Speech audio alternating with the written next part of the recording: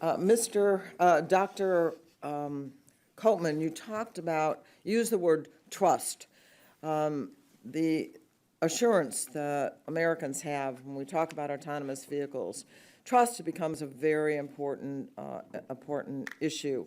I want to thank the advocates for highway and auto safety. Kathy Chase, who's here in the audience, who has done a lot of work talking about what we need to do to make our highways safer. But I want to ask you, Doctor, at this point, do you feel that we could be saying that autonomous vehicles are, in fact, safer than human drivers? At this point, thank you for the question, Ms. Schakowsky. Press the button. It is on, yes.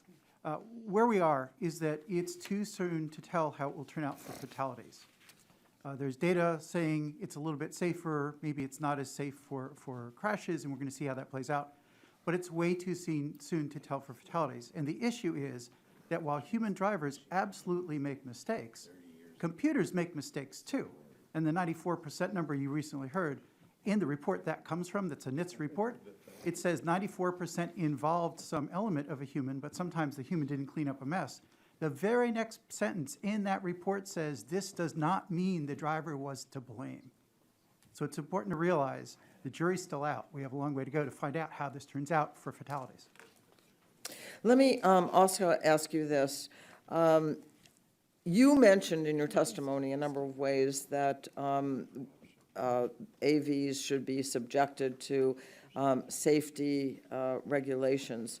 But let me ask you this. What are the kinds of things that Congress should be thinking about as a start, and the role that we can play right now in assuring the kind of trust and safety for autonomous vehicles?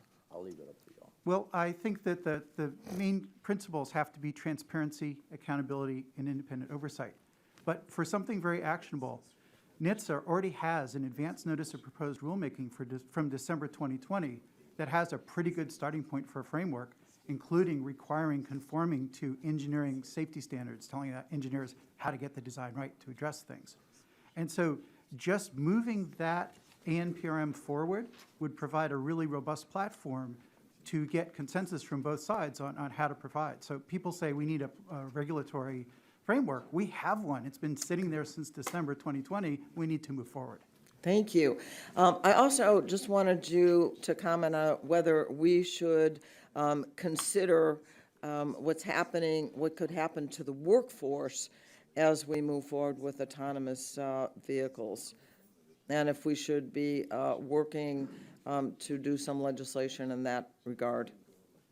Absolutely. Any new technology will bring with it workforce disruptions. There are no exceptions. That just always happens. So I think it's really important to consider the workforce impact. There'll be jobs, no doubt. Eventually there'll be jobs lost, but there's going to be opportunities for a lot of new jobs, and in many cases much more highly skilled, better jobs that become available. Thank you for that. I wanted to also add something to the record. Several transportation labor organizations have written letters that are calling on Congress to account for the potential loss of jobs, and I seek and I ask for unanimous consent to put 3 of them in the record. Without objection, so ordered. Okay.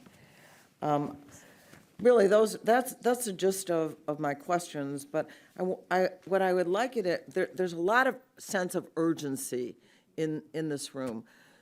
How long, do you have any projection, do you see it will take us to get to the point that we can really move significantly forward? I think there's 2 aspects to that. I'm talking about 5 or 10 or 25 years before we see the complete transition. That doesn't mean we have to wait that long to see benefit. We can see benefit essentially right away if we're careful to deploy the technology in niches where we can ensure that the public harm is not increased and that there's a public benefit. So it's absolutely fine to deploy the technology in a sensible, incremental way, making sure we do no harm as we do so. that can still proceed quite quickly, but it's going to need some regulatory frameworks to ensure that the industry is conforming to their very own industry engineering safety standards as they do it. Thank you. I'm out of time. Incremental may be the word. Thank you. I yield back.